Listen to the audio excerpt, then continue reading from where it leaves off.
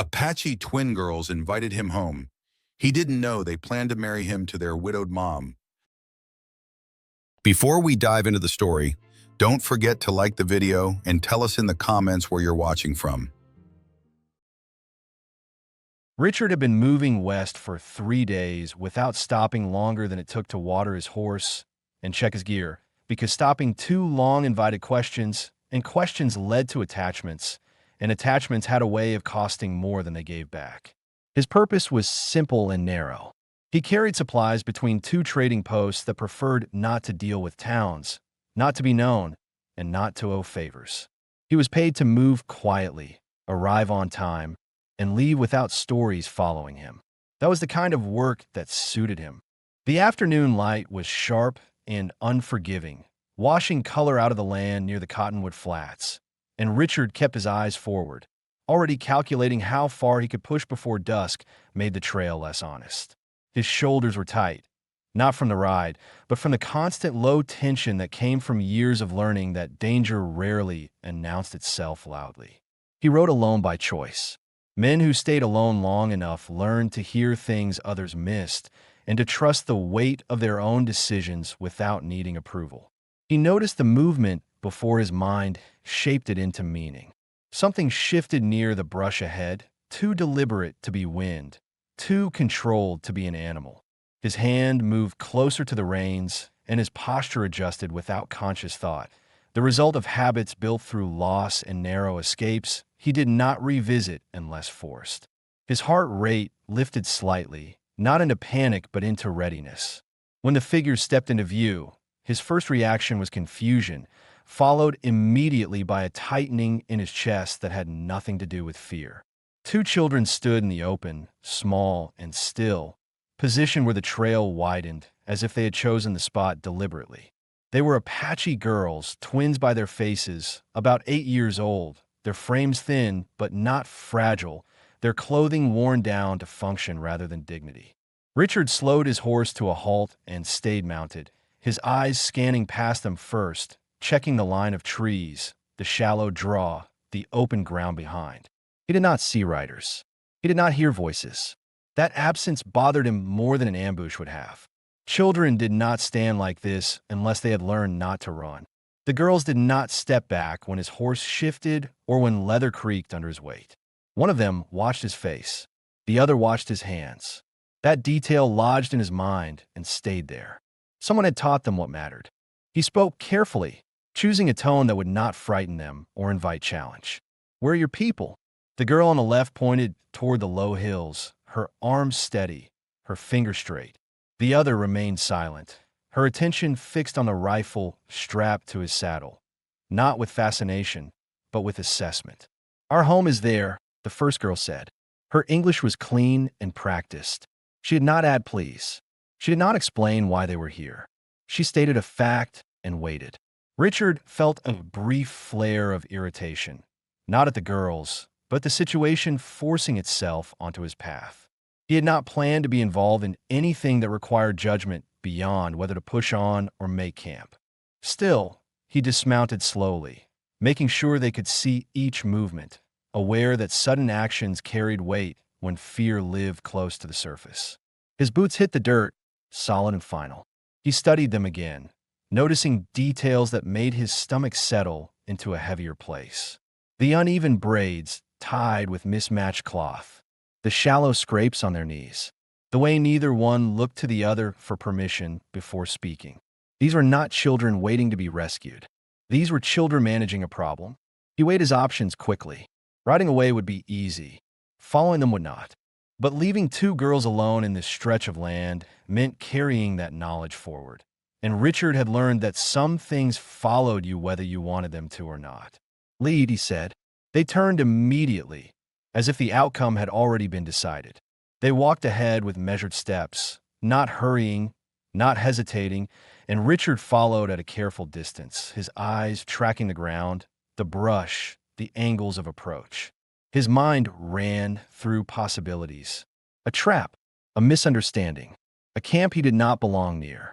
But alongside those thoughts was another, quieter one, pressing in despite his effort to ignore it. Someone had taught these girls to trust action over words. The camp revealed itself slowly as they crested a shallow rise. It was small, restrained, and deliberately plain. Low shelters set close to the earth. A fire kept tight and controlled. Tools laid out with intention. Nothing decorative, nothing wasted. This was a place designed to avoid attention and endure pressure. A woman rose from beside the fire when they approached.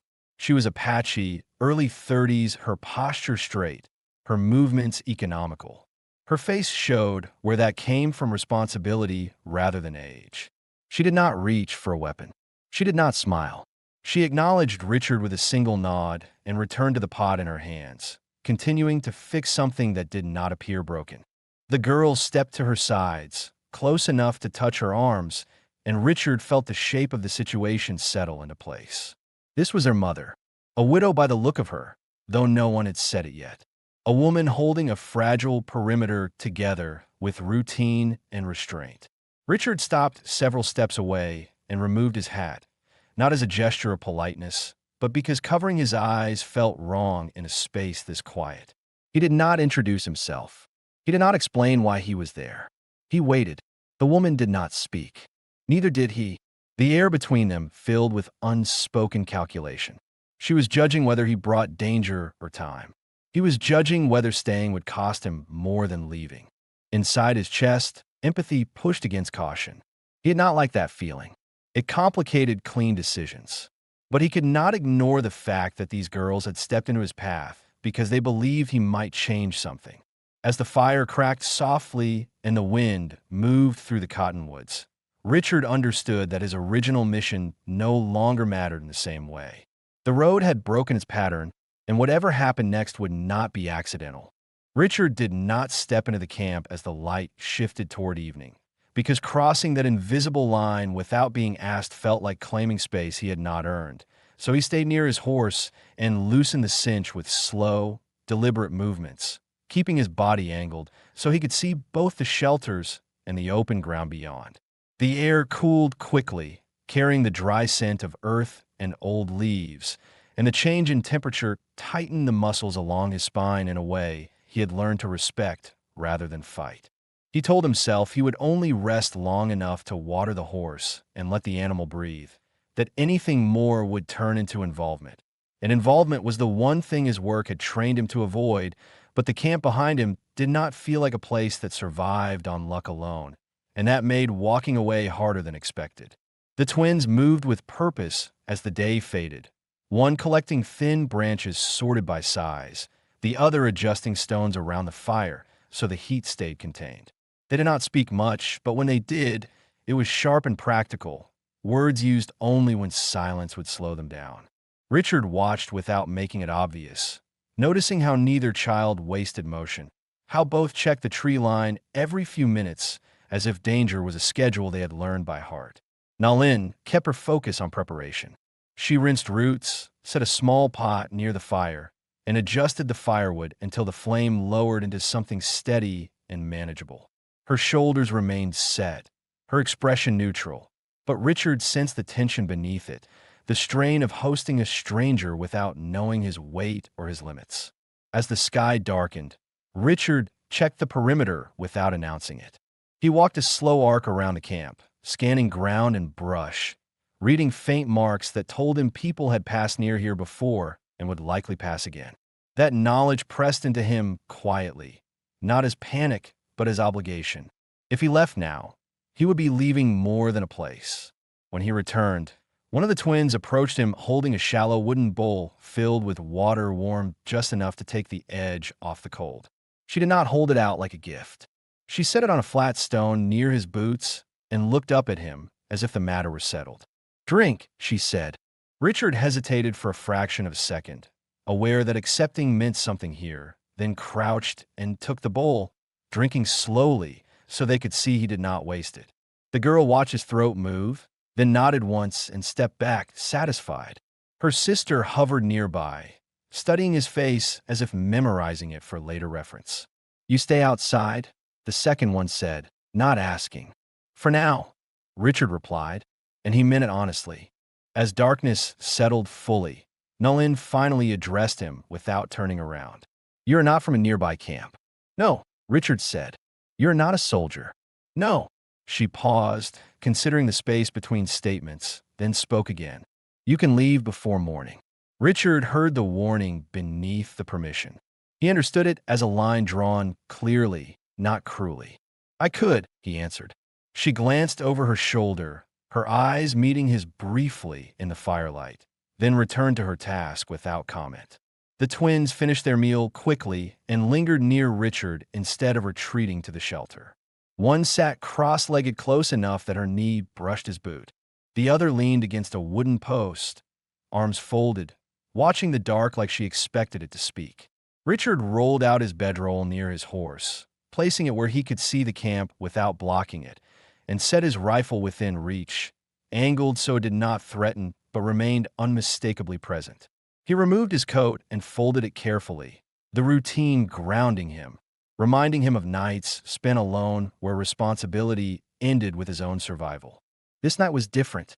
He felt it in the way the twins tracked his movements, in the way Na Lin adjusted her position so she always stayed between the shelter and the open ground, and in the way the firelight made the camp feel both fragile and defiant. As the wind shifted, carrying a sharper chill, Richard made a decision he did not announce. He did not saddle his horse. He did not prepare to leave at first light. Instead, he settled into his bedroll and took the first watch without being asked, his eyes steady on the dark, his thoughts moving through risk, consequence, and the quiet pull of responsibility. He told himself he was staying because the land was dangerous, because the signs were wrong, because two children should not learn that help always passed them by. But beneath those reasons was another truth he did not voice. For the first time in a long while, leaving felt heavier than staying, and that weight held him where he was as the night deepened and the camp fell in an uneasy, guarded sleep. Richard woke before the light reached the ground, not because of noise, but because his body had learned to surface early when unfamiliar land surrounded him, and he lay still for several seconds listening to the thin sounds of the camp breathing around him. The low shift of fabric inside the shelter, the soft crack of cooling embers, the distant scrape of a bird moving through dry branches. His horse stood calm, head lowered, rein slack, a good sign that nothing had come close during the night.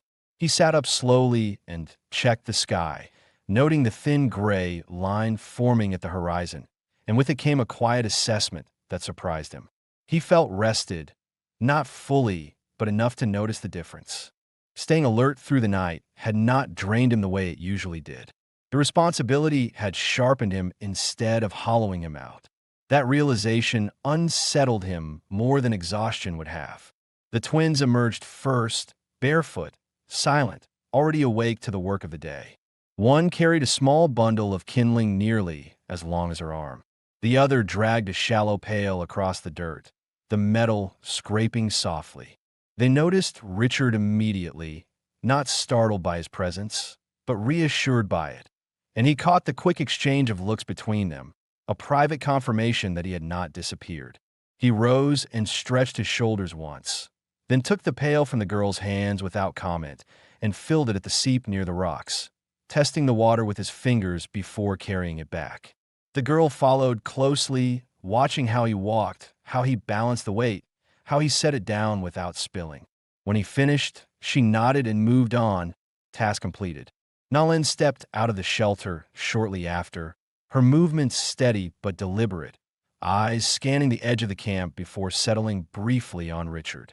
She did not greet him. Instead, she shifted a pot closer to the fire and adjusted the stones beneath it, her attention fixed on keeping the flame controlled. "You watched," she said, not looking at him. "Yes." She accepted the answer without further comment. But Richard noticed the slight release in her posture, a fraction less tension across her shoulders, and he understood that last night had not been a courtesy to her, but a test. The morning work unfolded without instruction. One twin sorted dried roots by size. The other checked a snare line near the edge of the trees, returning with a short shake of her head. Richard followed her path and examined the line more closely, finding the knot loosened in a way that suggested hurried hands, not weather. He felt a brief spike of anger, sharp and contained, and then the familiar discipline that forced it back down into usefulness. He returned to the camp and spoke plainly. The line was disturbed, not an animal. Nalin paused with a strip of hide in her hands, her fingers tightening once before resuming their work. How recent? Since yesterday. She nodded, absorbing the information without dramatics, and shifted her stance so she faced the tree line more directly. The twins, hearing the tone change, drew closer together but did not stop what they were doing. Richard recognized that behavior too. Fear acknowledged, not indulged. Later, when the fire burned steady and food simmered quietly, one of the twins approached Richard with a narrow wooden board and a length of rawhide. She pointed to a damaged frame near the shelter where a support had cracked. "Fixed," she said. Richard examined the break, crouched, and tested the wood with his thumb.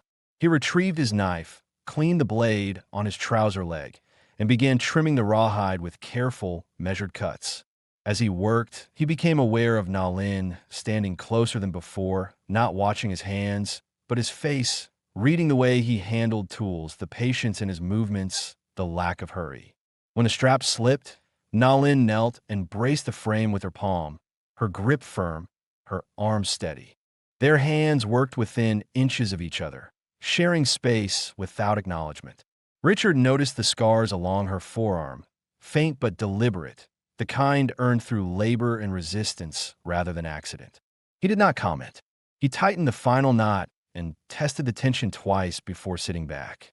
The structure held. One of the twins placed a small piece of dried meat on a flat stone beside him. Not an offering. Compensation. Richard took it, met her eyes briefly, and nodded. As the sun climbed higher, Richard walked the perimeter again, this time with intention rather than caution.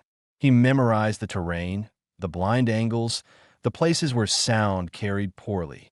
He was already thinking ahead, not just to the next few hours, but to what it would take to make this place harder to approach without being seen. That thought settled into him before he realized what it meant. When he returned, Nalin was watching him openly now. "You plan," she said. "I notice," he corrected. A faint pause followed, then she spoke again. "Not many men notice without wanting something." Richard met her gaze evenly. "I want quiet." That answer stayed between them longer than the others. As midday passed, the twins resumed their tasks with a renewed ease, and Richard became aware that he was no longer a variable to be managed, but a factor being accounted for. He did not know yet whether that was a place he intended to keep, but the decision was no longer abstract. By the time the sun reached its highest point, Richard understood that this morning had changed the shape of his presence. He was no longer just a traveler who had paused. He was a man being measured for how long he could be relied upon, and for the first time in years, he did not immediately resist that measure. The heat settled in late that afternoon, not heavy but persistent, pressing down on the camp in a way that slowed every movement and made patience a necessary skill rather than a virtue. Richard felt it in the way sweat gathered along his spine as he adjusted a strap on his saddle, and in the way his thoughts stayed tight and controlled, unwilling to wander into anything that could not be acted on. He had planned to leave by now. The fact that he was still there sat in his mind like an unanswered question. Nalin worked steadily through the heat, her pace unchanged, her focus fixed on tasks that kept the camp functioning. She repaired a torn carrying sling, then reorganized a small stack of supplies, her hands moving with quiet authority.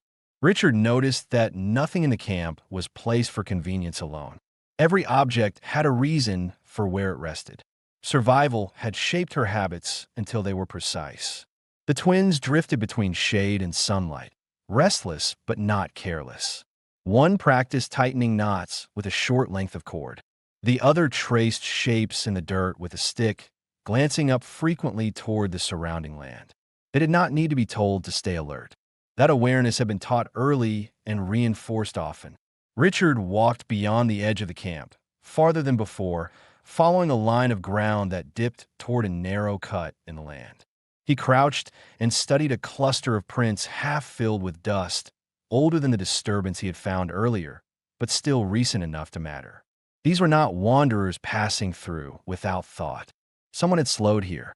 Someone had looked. The realization tightened his jaw. When he returned, Nalin looked up immediately, reading his posture before he spoke. "There's more," Richard said. "Not from today." She did not ask questions. She set down what she was holding and stood facing him fully, the wind lifting loose strands of her hair across her cheek. "They come close," she said. "Yes." She absorbed the answer with a controlled breath, then spoke again, her voice lower now, not for secrecy, but because saying it out loud made it real. "They came before you arrived." Richard nodded once. The timeline mattered. He understood now why the girls had stepped onto the trail so deliberately.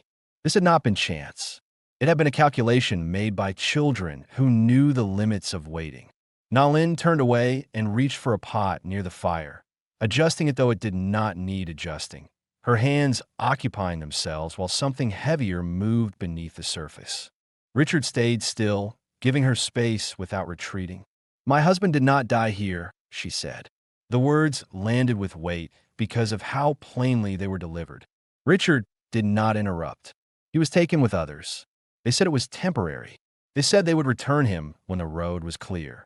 She paused, her shoulders drawing tight for a moment. He did not return. Richard felt the familiar pressure in his chest, not grief of his own, but recognition. He had seen that pattern before.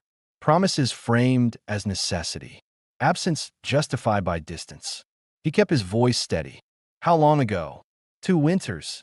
The twins had gone quiet without being told. They stood near the shelter now, close enough to hear, their bodies angled toward their mother, their faces unreadable but alert. Richard noted the way they did not cling to her, did not interrupt, as if they had learned that some truths needed room. Nalin finally faced him again. "Since then, we move when we must. We stay when we can." Richard weighed his response carefully. Sympathy offered too easily could sound like pity. He chose honesty instead. "This place is watched." She nodded, unsurprised. "Yes."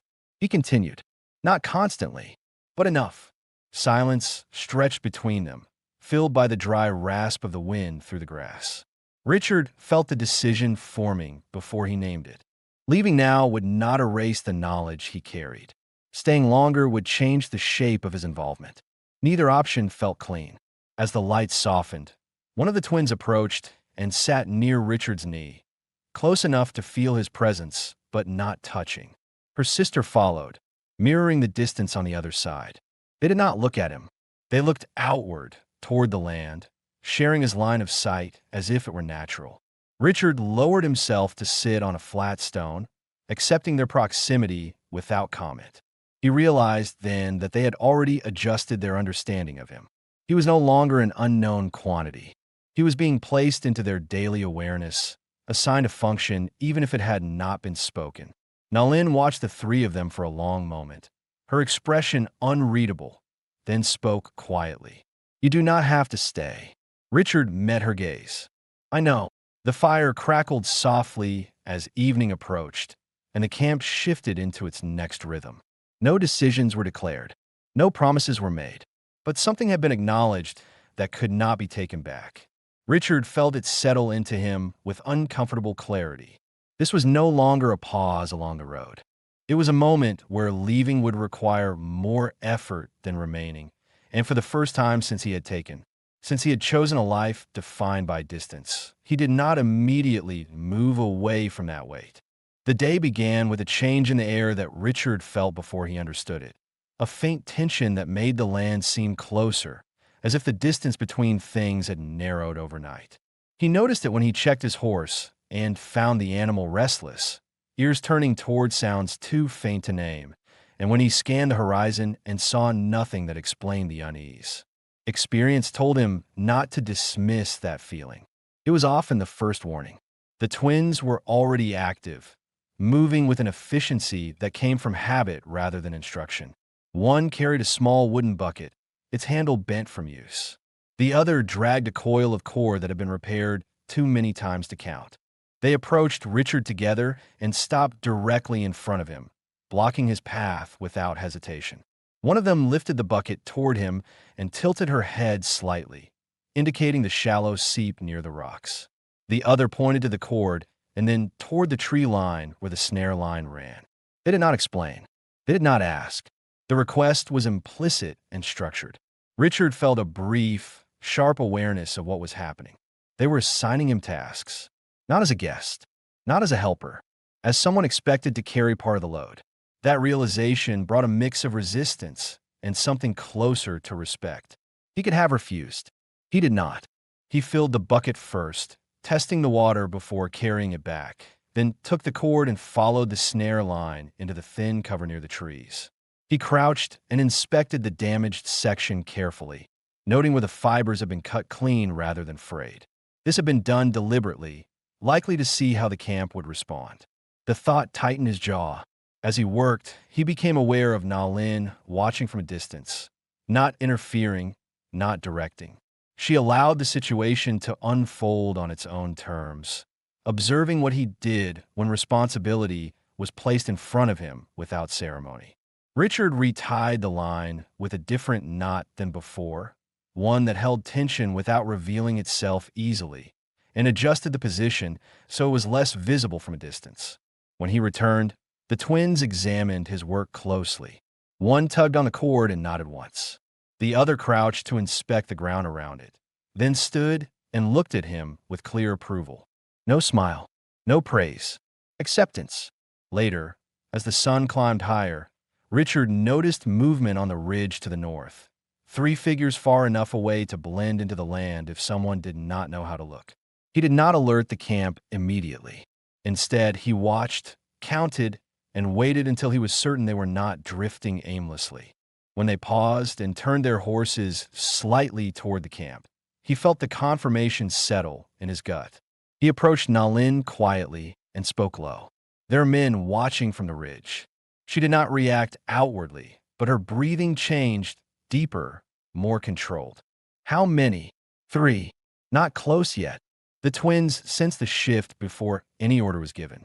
They moved nearer to the shelter, positioning themselves without being told, their movements quick but not frantic. Richard noted that they did not ask questions. They had learned when questions wasted time.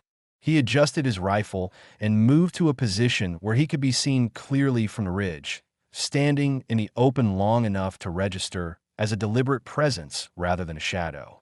He did not raise the weapon. He let it be visible. He let his posture speak. The figures on the ridge hesitated. Richard held his ground, counting slow breaths, aware of his pulse but not ruled by it.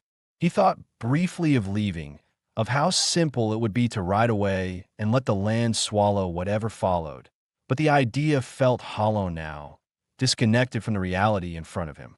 After several long minutes, the riders turned away, their interest satisfied or redirected, and disappeared into the uneven fold of the land. Richard did not move until he was sure they were gone. When he returned to the camp, one of the twins stepped close and placed a small tool into his hand, a worn stone scraper smoothed by years of use. The gesture stopped him. He understood then that this was not gratitude. It was trust. Na Lin watched the exchange and spoke quietly. "They believe you will stay." Richard looked down at the tool, then back at her. "I'm still here," he said. She nodded once, accepting the truth as it was, not pressing it further. As the afternoon wore on, Richard realized that the children's simple logic had already shifted the shape of his role. By giving him work, by placing tools in his hands, they had made leaving more complicated than remaining. And as he sat near the fire later, adjusting the scraper and thinking through the camp's weak points, he understood that this was exactly what they intended. The shift came without warning, not with sound, but with the sudden awareness that the land no longer felt wide enough, and Richard sensed it while he was tightening a strap on his saddle, his fingers pausing mid-motion as his attention pulled outward toward the ridge line where the light had begun to flatten shapes and erase detail. He straightened slowly and scanned the horizon again, this time catching movement that had not been there moments before, 3 riders emerging from behind a low rise, closer than before and no longer pretending to pass by. They moved at an unhurried pace, their horses walking with the confidence of men who expected to be seen and wanted to measure the response. Richard felt a controlled spike of tension in his chest, the kind that sharpened his thoughts rather than scattering them, and he immediately adjusted his position so the camp sat behind him, not exposed, not centered, but protected by his presence without drawing attention to the fact. Nalin noticed the change in his posture and followed his line of sight. She did not speak. She stepped back toward the shelter and placed a hand on each twin's shoulder, guiding them into cover with a pressure that was firm but calm.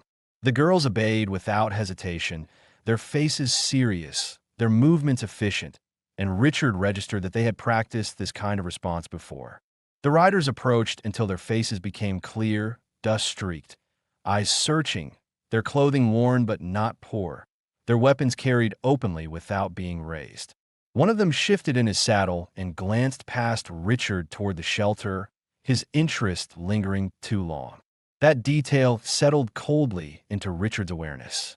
He moved forward several steps, stopping at a distance that forced the men to address him first. His rifle remained low, his grip relaxed but certain, his stance balanced. He did not speak immediately. He waited, letting the silence stretch until the riders understood that he controlled the pace of this exchange. "Didn't expect to find anyone living out here," the lead rider said finally, his tone casual in a way that felt practiced. Richard kept his voice even. "Keep riding." The man smiled slightly, as if amused by the lack of introduction. "We're just looking. There's nothing here for you," Richard replied. The rider's gaze drifted again toward the camp, toward the low shelter and the fire reduced to embers. "Looks like there is." Richard felt the weight of the moment settle fully. This was not posturing anymore. This was a test of limits. He raised the rifle a few inches, not aiming, not threatening, simply clarifying the boundary. "I don't open my ground to strangers," he said. The men stiffened, their horses shifting under them, the tension visible now, no longer hidden beneath casual movement. For a brief span of time, nothing changed. Dust hung in the air. The wind carried no sound. Richard counted each breath, aware of his pulse, aware of the narrow margin between warning and consequence. Then the lead rider exhaled sharply and shook his head. "Not worth the trouble," he muttered, more to his companions than to Richard. He turned his horse, signaling the others to follow, and they rode off without haste, unwilling to show retreat, but choosing it all the same. Richard remained where he was long after they disappeared, his muscles held in readiness, his mind replaying the encounter with precision, cataloging every glance and hesitation. He understood now that the attention would return, not immediately, but eventually. Men like that did not forget places where they had been denied. When he finally stepped back into the camp, the twins emerged cautiously, their eyes scanning him before the land, confirming his condition rather than the threat's absence. One of them approached and stood directly in front of him, her face tilted upward. "They left," she said, stating it as fact. "Yes," Richard answered. She studied him for a moment longer, then nodded once and returned to her sister's side. Nalin met Richard near the fire, her expression composed but tight around the eyes. "They will come again," she said. "I know," Richard replied. She searched his face, not for reassurance, but for resolve. Whatever she found there was enough. She turned back toward the shelter and began preparing the evening meal, her movements controlled, deliberate, as if anchoring herself through routine. As night began to settle, Richard positioned himself near the edge of the camp where he could see the widest stretch of ground. He did not announce that he would take watch. He simply did it. Inside, something in him shifted with quiet finality. This was no longer about coincidence or courtesy. By standing where he had stood, by drawing that line and holding it, he had crossed into a role that could not be undone. The camp adjusted around that fact without ceremony. And, as the light faded completely, Richard understood that whatever came next would no longer be something he could walk away from without consequence. The night after the riders left did not pass quietly, not because of noise, but because of the way the camp remained alert long after darkness settled. Every movement measured, every sound evaluated before being dismissed. Richard stayed on his feet longer than usual, shifting his position as the moon climbed, choosing angles that gave him sight without silhouette, aware that sleep would come only after the land proved it could be trusted again. Near midnight, he sensed presence behind him before he heard footsteps, and when he turned, one of the twins stood there, wrapped in a thin blanket, her hair loose around her shoulders, her eyes steady in the low light. She did not startle at his movement. "You didn't leave?" she said. Richard kept his voice low. "No." She nodded, as if confirming something already decided, then sat on a flat stone nearby and watched the darkness with him, her legs pulled close, her posture mirroring his without imitation. After a long pause, her sister joined them, settling on the other side, the three of them facing outward like an unspoken formation. They did not speak again until the night thinned and the stars began to fade. When the first gray hint of morning reached the edge of the sky, the twins stood together and walked back toward the shelter, leaving Richard alone with the cooling air and a strange sense of being observed by more than eyes. By full daylight, the camp moved again, slower than usual, as if everyone was waiting for something to be named. Nalin worked near the fire, her motions precise, her expression distant, and Richard noticed that she did not ask him about the night, did not comment on the watch he had kept. She already knew. The twins hovered close to him throughout the morning, not interfering, not demanding attention, but staying within reach, their presence deliberate. When Richard knelt to check the fire pit stones, one of them handed him a flat piece of wood to brace his hand. When he rose, the other tugged gently at his sleeve and pointed toward the shelter, then back to her mother. He followed, stopping a few steps away, careful not to cross into the space without invitation. Nalin did not look up immediately. She finished tying off a bundle of herbs and set it aside before finally meeting his eyes. "They told you," she said. Richard did not pretend confusion. "Yes." A brief silence followed, dense but controlled. The twins stood behind their mother now, one on each side, their hands clasped together so tightly the knuckles showed white beneath the skin. "They believe marriage would stop the men," Nalin continued, her voice steady but stripped of anything unnecessary. "They believe it would make us less reachable." Richard felt the weight of the words settle into his chest, not as shock, but as clarity. The idea had been forming around him already, shaped by the girl's behavior, by the way they positioned him, by the work they placed into his hands. Still, hearing it spoken removed any remaining distance. He answered carefully, "Do they believe this because they want it, or because they are afraid?" Nalin's jaw tightened briefly. "Both." The twins did not look at him now. They stared at the ground, waiting. Richard recognized that posture too. They had made their case. Now, they were prepared to accept the outcome. He did not respond immediately. He studied the camp, the shelter that barely held back the wind, the tools repaired and reused until nothing remained untouched by effort, the land pressing in from every side. He thought of the riders, of the way their eyes had lingered, of the certainty that this place would not be forgotten. Finally, he spoke, his voice low and precise. "I won't agree to something done out of fear alone." Nalin nodded once. "I would not accept that." He met her gaze fully now. "Do you want this?" The question hung between them, stripped of ceremony, leaving no place to hide. Nalin did not answer right away. Her eyes moved briefly to her daughters, then back to Richard. The pause stretched, long enough to be honest. "I want them safe," she said at last. "And I'm tired of running." Richard felt the final resistance inside him loosen, not into certainty, but into acceptance of responsibility. He did not promise love. He did not speak of futures shaped like dreams. He said only what he could carry without breaking. "Then we talk again when the sun is high," he said, with clear heads. Nalin inclined her head, accepting the boundary. The twins exhaled in unison, the sound barely audible but real. As Richard stepped back, he understood that the question had already changed everything, regardless of the answer that would follow. What had begun as protection had moved into choice, and choice, once named, could not be undone. The sun rose clean and sharp, cutting through the cool morning air and laying everything bare, and Richard welcomed the clarity because it left no room for hesitation or half-formed thoughts.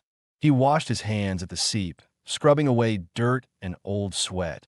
Not because he needed to be clean, but because the action helped steady his mind, grounding him in the present moment rather than the road behind him.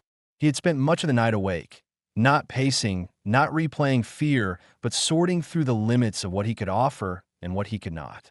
He knew his own nature well enough to understand that promises made lightly turned heavy over time. If he stayed, it would have to be deliberate, built on choice rather than pressure, or it would eventually fracture everything around it. Nalin approached once the twins were occupied, gathering thin branches beyond the shelter, close enough to hear, but far enough to give the adult space that did not feel staged. She stopped a few steps from him, her posture straight, her expression composed, though the tension around her eyes told him she had not slept much either. They stood facing each other in full daylight, without firelight or shadow to soften anything, and Richard appreciated that. "I will not take you away from your ground," he said first, "and I will not expect obedience in exchange for protection." Nalin listened without interruption, her hands relaxed at her sides, her attention fixed on his face.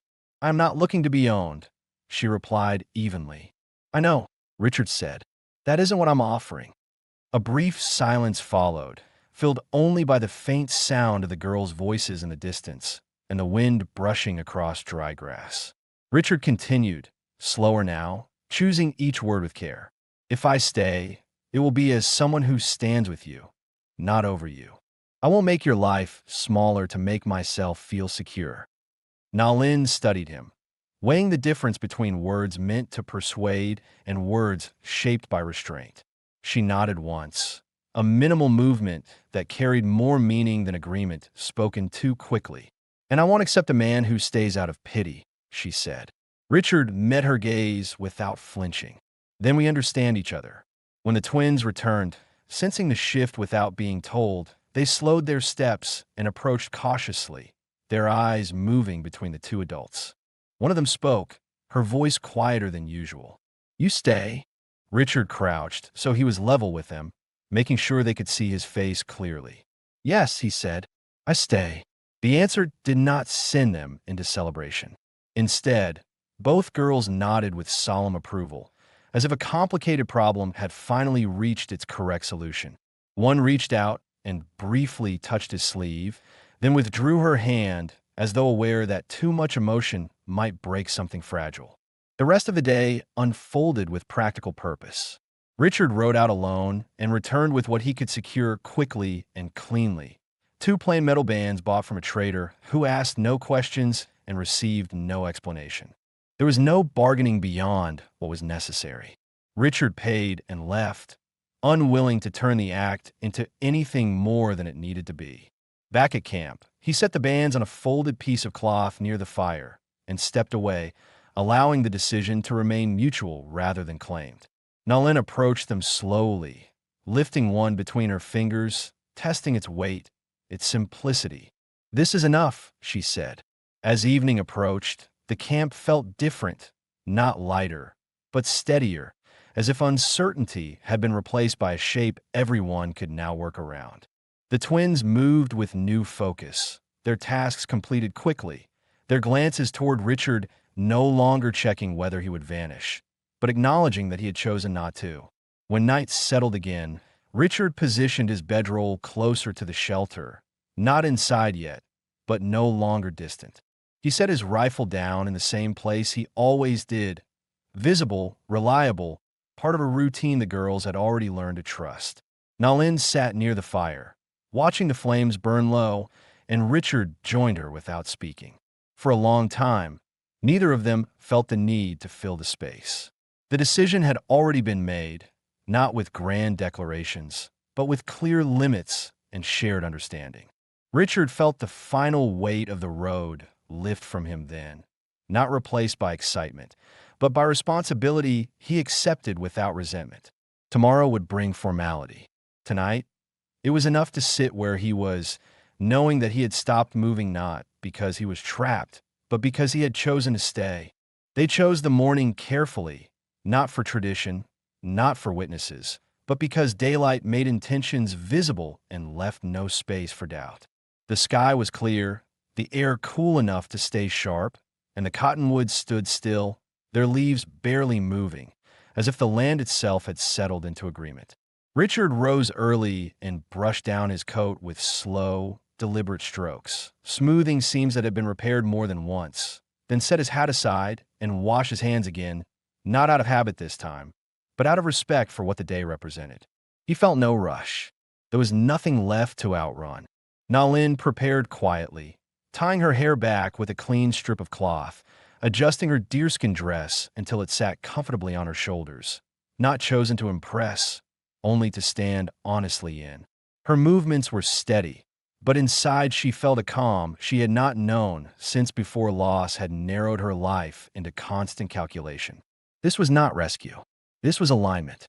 The twins stayed close, dressed in their cleanest garments, their braids tightened with care, their faces solemn but bright with certainty. They did not fidget. They did not whisper plans. What they had wanted had already taken shape. A trader Richard knew arrived shortly after sunrise, a man who understood when to speak plainly and when to keep his curiosity contained. He removed his hat and stood where Richard indicated, saying only what needed to be said, no embellishment, no ceremony stretched beyond its purpose.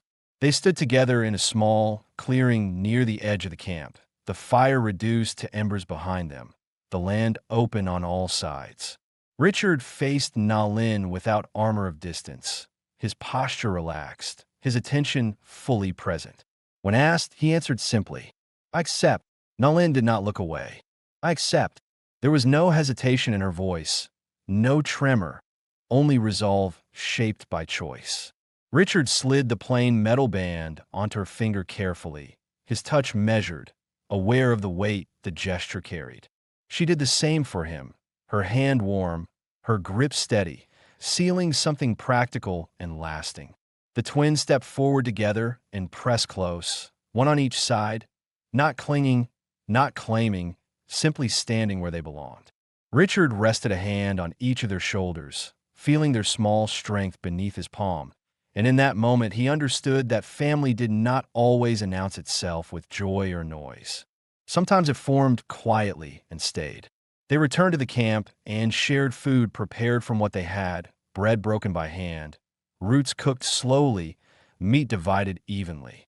No one rushed. No one held back. The circle they formed felt complete without explanation. As the lights softened, Richard carried his bedroll into the shelter and laid it near the edge, leaving space without being asked. He placed his rifle by the doorway in the same position it had rested each night before, a familiar marker that told the twins the perimeter was still held. Later, when the girls slept deeply, their hands no longer clenched in readiness, Nalin sat beside Richard near the dying fire. She reached out and rested her hand on his wrist, not seeking reassurance, only acknowledging presence. "You stayed," she said quietly. "Yes," Richard replied. "I'm here." There was no need to say more. Outside, the land remained wide and demanding, but the camp no longer felt exposed. The road that had carried Richard for years no longer pulled at him, and the uncertainty that had once defined Nalin's days loosened its grip. What remained was steady and real. A home shaped by decision, a family formed by choice, and a future that did not need to be imagined loudly to be true.